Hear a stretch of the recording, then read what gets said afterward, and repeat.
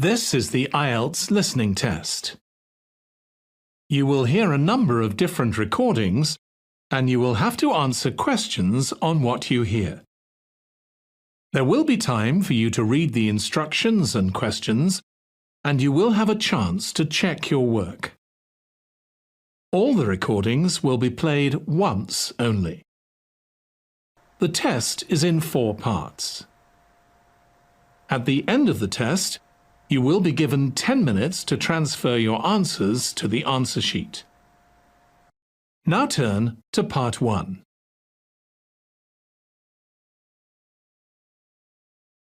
Part 1. You will hear a woman phoning an antique shop complaining about the delivery service and some damage to the items she purchased. First, you have some time to look at questions 1 to 4.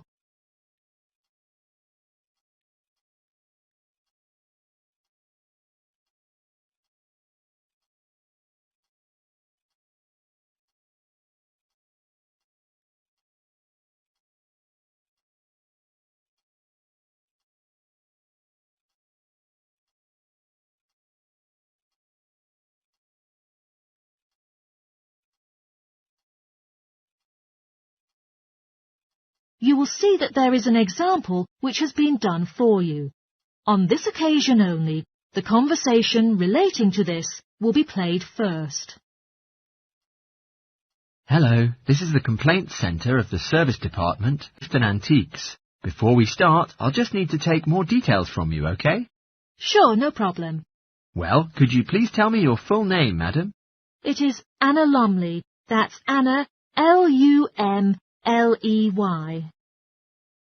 The caller's name is Anna Lumley, so Anna Lumley has been written in the space. Now we shall begin. You should answer the questions as you listen, because you will not hear the recording a second time. Listen carefully and answer questions 1 to 4. Hello, this is the Complaints Centre of the Service Department at Clifton Antiques. Before we start, I'll just need to take more details from you, OK? Sure, no problem. Well, could you please tell me your full name, madam? It is Anna Lumley. That's Anna, Lumley. All right, Luoey. Not exactly. The 4th letter is L, not O. Oh, sorry. Let me rewrite it. And may I have your contact number that we can use to reach you during the week? Sure. My mobile phone number is 077-876345. Great. Now, what can I do for you today, Anna? I placed an order for a large quantity of items with you last week, on the 20th of February, and had been expecting them to arrive at the office in a week. However, only half of the shipment has been delivered. I would just like to ensure that they haven't gone missing in transit. All right, madam. It's a pity we have caused this inconvenience to you. I'll look for the parcel track record and see if I can give you a date when you should receive the rest of your order. What was your delivery address listed? I made the arrangements for the parcel to be conveyed from your warehouse on Oil Road to my office address at 235 Arkandale Road. Sorry, could you say it again, the address? 235 Arkandale Road, Akendale. In East Sea? Yes, sir. Well, OK. Our system has tracked your parcel, which shows that your shipment has been received. However, there's no record about the lost items. I would suggest that you wait for 2 days, and if the other items don't arrive, then you might need to consider to claim insurance coverage for the value of the rest. How much are they worth? They cost me $34,500 in total. All right. For this amount, I think 10% will be covered by the insurance company. Therefore, you could claim $3,450 from them. If you'd like to, there is a form on our website that you can fill in, and when the loss is confirmed, you'll get the money within 5 working days. The rest of the money will be refunded to you in a month, so you won't suffer a financial loss. It sounds reasonable. Before you hear the rest of the conversation, you have some time to look at questions 5 to 10.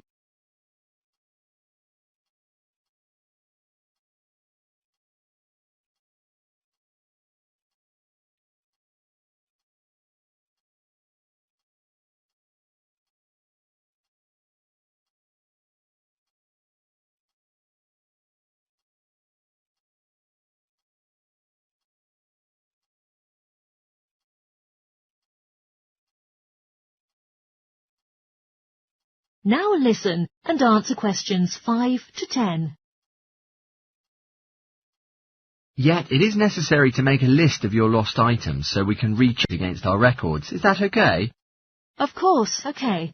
It is unfortunate that a few of the missing items are one of a kind and thus irreplaceable. Also, there were many small items that aren't very valuable, like lamps and chairs. However, there was a large item of antique furniture and a bag filled with first edition books, which was some of the first ever to be printed on a press.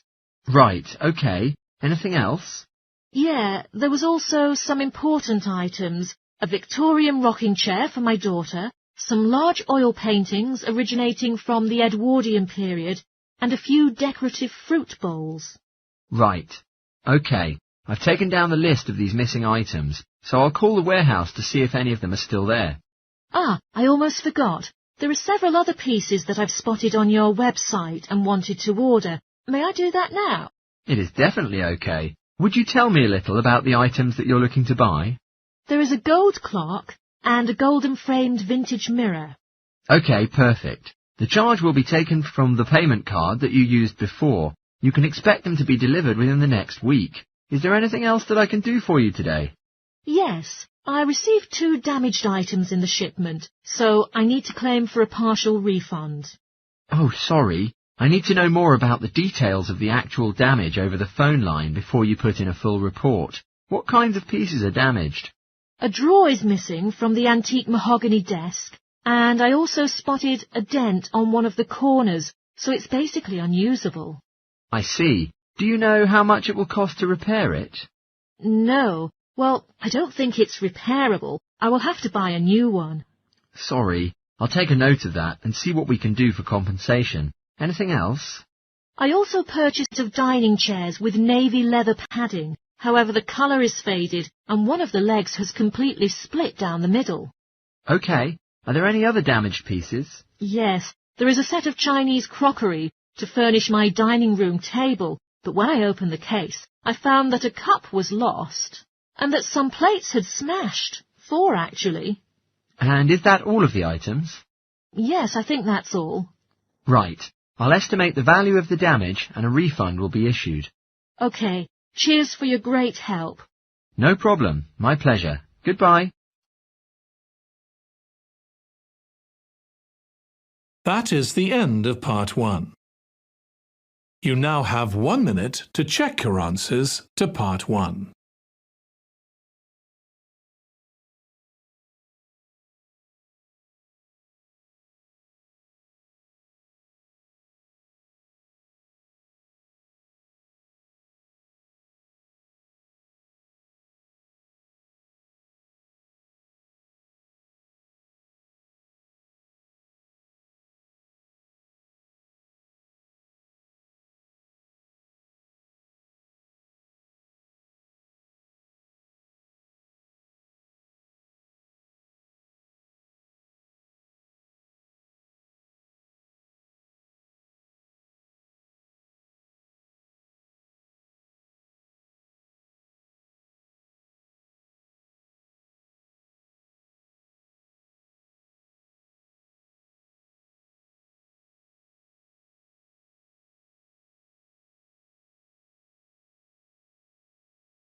Part 2. You will hear part of a broadcast for tourists about the popular holiday region called the Trelloa Valley. First, you have some time to look at questions 11 to 14.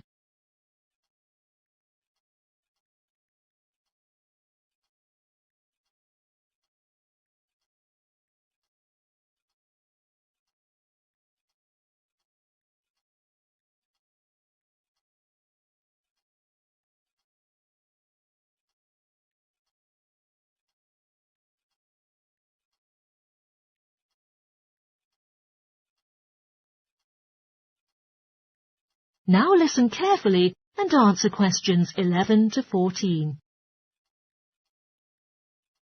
An unspoiled, splendid scenery takes its shape in the valley and estuary of the River Trelloa, abundant with wildlife, as well as views of historic interest. There are lots of channels to explore the area with the wonderful public transport networks. With just short walks in between spots, it is possible for you to leave the car behind and travel by boat, train or bus. There is the Treloar Valley passenger ferry running between villages, alongside the river estuary, and serves as a link with the train station at Barry, from which it takes only a 10-minute walk from the riverside village of Carlton. In the past, the main transport way in the area was the river, and as in the past, the ferry timetable varied from day to day according to the time and height of the tide. The ferry is also seasonal, usually running its business during the period between April and September, depending on the weather. Visiting our website, www.treloarferry.co.uk, it's convenient to download the timetable. If you would like to relax and enjoy the wonderful scenery, just take a river cruise to Carlton and back from the nearby city of Plymouth. Visitors were carried along the same route by steamships in the past. Queen Victoria and her family also enjoyed such a trip in 1856. Today, it takes you a few hours to do the journey. The round trip only lasts for 4 to 5 hours, varying in terms of the tides and weather. You can travel upriver by boat and return to Plymouth by train if you prefer. There will be wheelchair access on all the cruise boats and trains. For more information and departure times, please ring Plymouth Boat Cruise on 01752 823 104. Trains travel between Carlton and Plymouth many times a day, with different stations in between throughout the year. Local commuters as well as visitors who fancy the lovely scenery prefer to use the service. The highlight of the journey is going across the river on the amazing viaduct, which was constructed in the early period of the 20th century, and it towers 120 feet over the water. Tickets can be directly bought on the train, so it is unnecessary to book ahead. You can reach National Rail inquiries by phone or online for more details about fares and timetables. The bus service is now linking all train stations and villages in the zone, especially for holidaymakers. There is a Rover ticket, including unlimited journeys, which can be used on weekends and national holidays. The Rover ticket offers great value for money and is now even cheaper than it was last year. For adults, a ticket costs £5.50 per day. For senior citizens, the cost is £4.50, and a family ticket for up to 5 people only costs £12. You can purchase tickets on the bus. Before you hear the rest of the talk, you have some time to look at questions 15 to 20.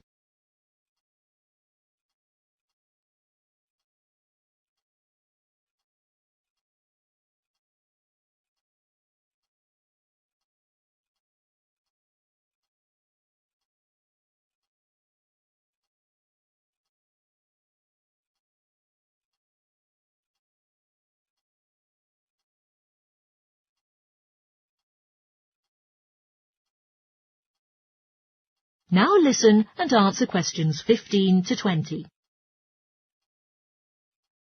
At the centre of the Treloar estuary area is the historic riverside village of Carlton. The main road comes into the village from the south, and for those who are riding by bus, it turns left just before the bridge and stops in the lay-by on the left-hand side. From there, it's just a short walk to Carlton's various attractions. If you're arriving by car, you have to leave it in the main car park. Go over the bridge, take the first turning on the right, then go on until you come to the end of that road. It's the only place to park in Carlton, but there's no charge. If you're interested in local history, there's a museum in Carlton with farming, fishing and household implements from the late 19th century. As you come in from the south, cross the river and go straight on the same road until you reach the end. Also on the subject of history, you can go and see the old mill, which has recently been renovated and put back into use. Turn left before you come to the bridge, then go straight on and take the first turning on the right. This leads straight there. If you're interested in arts and crafts, there's a potter's studio where you can watch the artist at work. After crossing the bridge, turn left and it's the second building on the left. Finally, when you're in need of refreshments, there's a cafe opposite the old boathouse and a picnic area near the mill.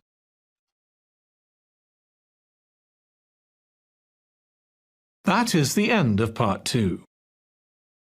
You now have 30 seconds to check your answers to part 2.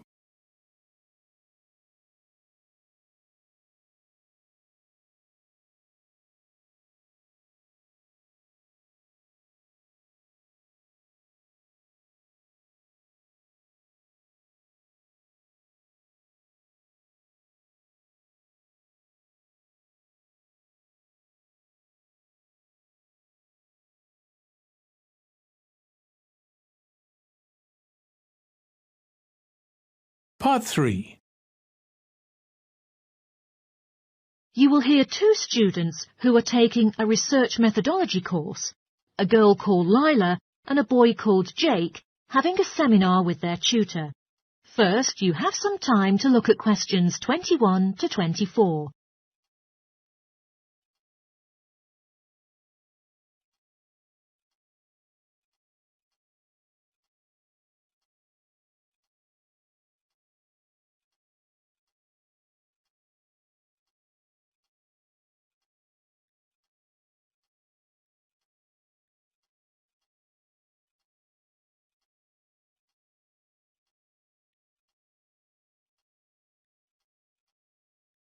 Now listen carefully and answer questions 21 to 24. So I gave you both a task to select an article about a small-scale research project. Yes. And I required you to have a trial to replicate the procedures of the research in your own context. I mean, try it out yourself. Yeah, and we've done that. Nice. In this way, I want you to tell me a little bit about the article and explain why it started applying crosswords to assist the students to review the exam terminologies. All right. The article was written by two university professors who had initially used crosswords to help the students revise the terminology for exams. And the crosswords were designed and installed on computers. And we selected the article because, though we weren't familiar with the technique, it seems an accessible topic. You know, using IT to design crosswords for higher education.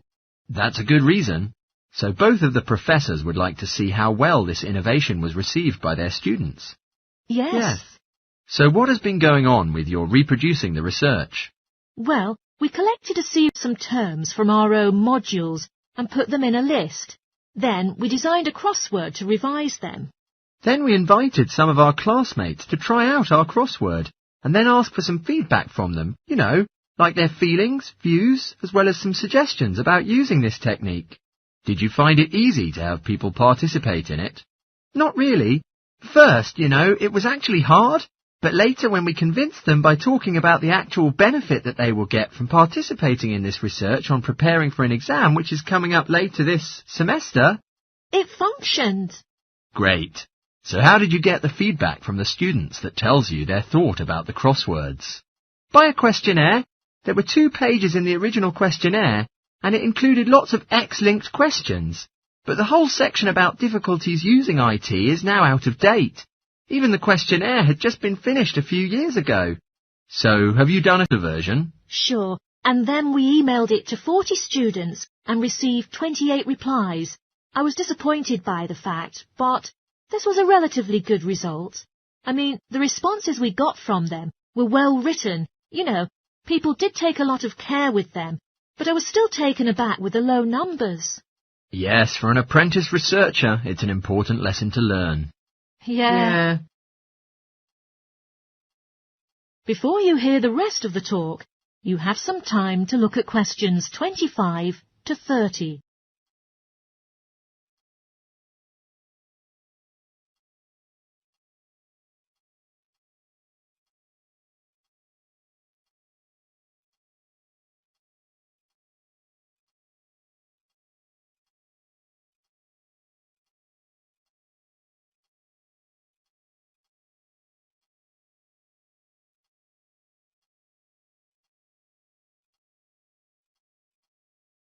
Now listen and answer questions 25 to 30.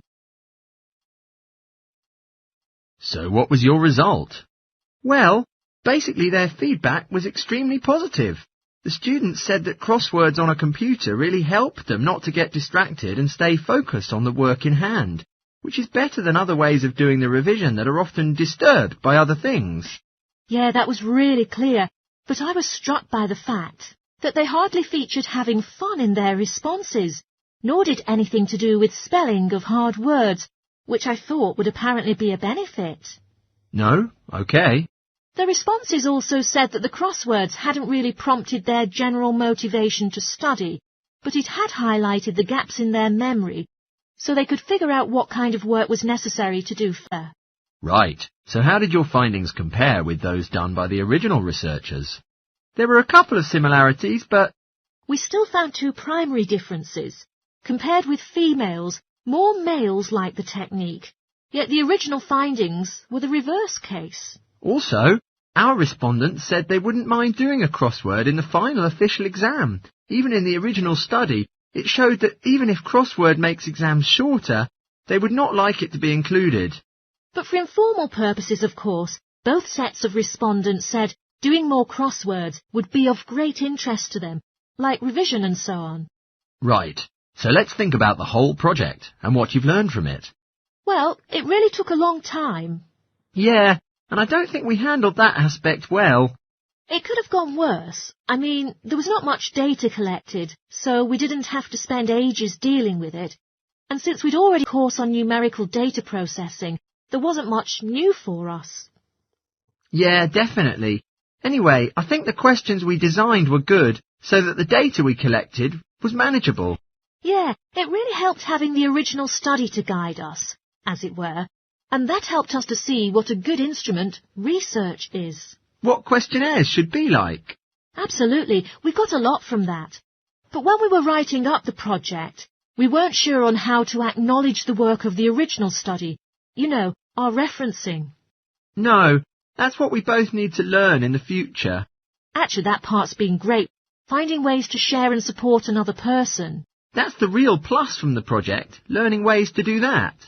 Well, it's obviously been very successful. That is the end of Part 3. You now have 30 seconds to check your answers to Part 3.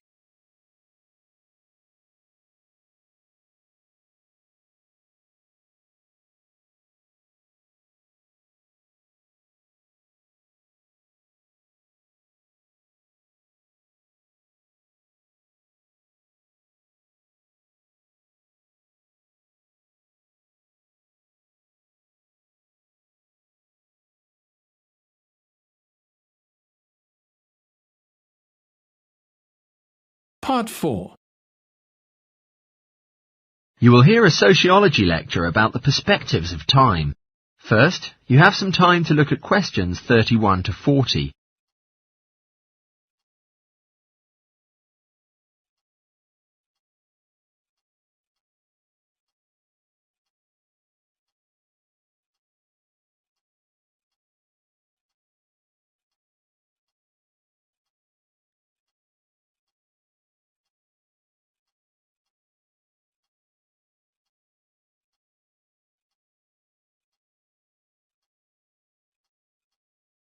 Now listen carefully and answer questions 31 to 40.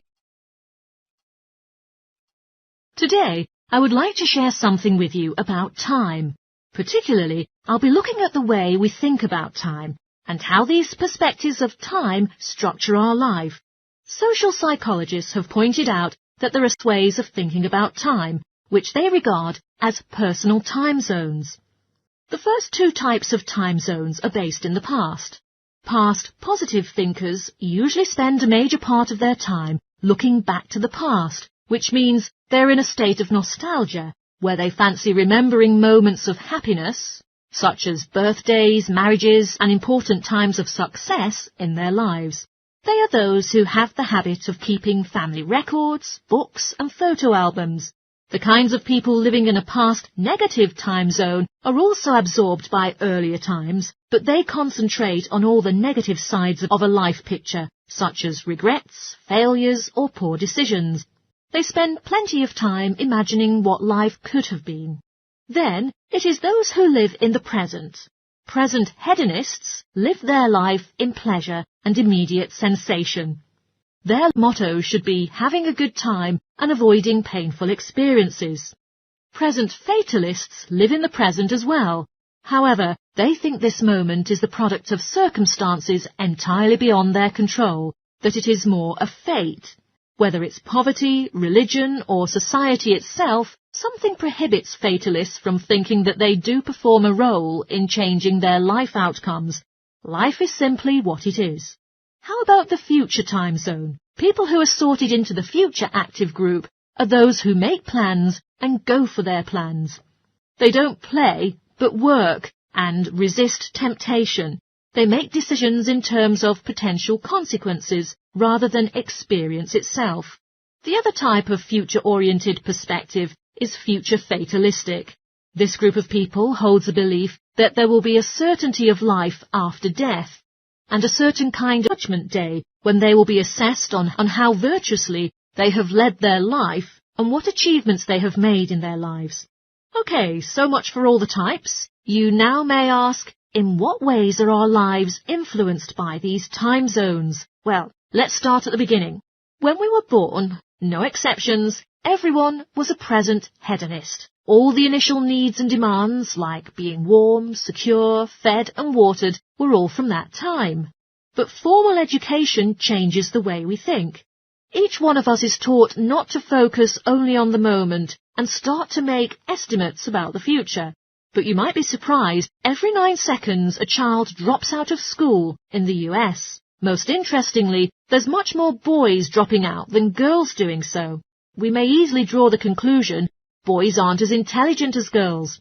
But the evidence doesn't support this. A recent survey indicates that when American boys reach the age of 21, they have spent roughly 10,000 hours on video games, and also suggests that they'll never fit in the traditional classroom because there is a stronger need for those boys to have a certain circumstance in which they are capable of managing their own learning environment. Now, let's move on to how we do prevention education. All kinds of prevention education are usually targeted at the future time zone. We say, don't smoke or you'll get cancer, get good grades or you won't get a good job. But as for present-oriented kids, it doesn't make sense. Though they do know the potentially detrimental consequences of their actions, they insist on how they behave because they're not living for the future. They are in the present right now. Logics won't be helping, and it's no use reminding them of potential fallout from their decisions or previous judgment errors to get in their minds just as they're about to make a choice. How we value and use our time is greatly influenced by the time perspectives we have. When Americans come across a question about how busy they are, most of the interviewees usually report being busier than ever before. They admit to sacrificing their relationships, personal time and good sleep during nights for their careers. But 20 years ago, 60% of Americans had sit-down dinners with their families. Yet now, the number has dropped to 20%. However, when they're asked, what if there were 8 days in a week? They say, oh, that'll be fabulous. They would spend that time working to achieve more. They're persistently trying to get to the future point of happiness. So, it's of vital importance that we know how other people think about time. We tend to think, oh, that person is really irresponsible, or that guy is power-hungry. But often, what we care about is not the fundamental personality differences, but only various approaches of thinking about time. Rather than distinctions of characteristics, seeing these conflicts as differences in time perspectives can promote more effective cooperation between people and get the most out of each person's individual strengths. That is the end of Part 4. You now have 1 minute to check your answers to Part 4. That is the end of the listening test. In the Ielts test, you would now have 10 minutes to transfer your answers to the answer sheet.